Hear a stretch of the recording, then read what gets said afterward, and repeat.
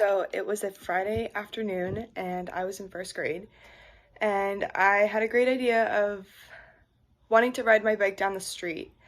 Now, as I'm riding my bike down the street, I have this other idea of curiosity of what would my bike do if I take the steering wheel handles and turn them left and right super hard, very fast.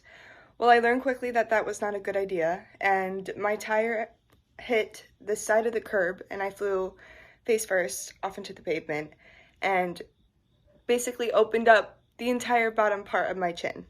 So I go home and I tell my dad, and he invites my neighbor over because she was a nurse at the time to take a look at my chin to make sure everything was okay. And she said that I needed stitches.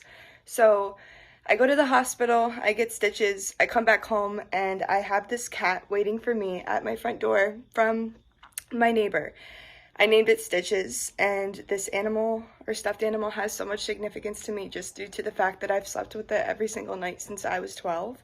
I think it's time to put him in a box now. Last week, my dog Sage ripped out his entire insides and face, so it looks like it's time to put him away.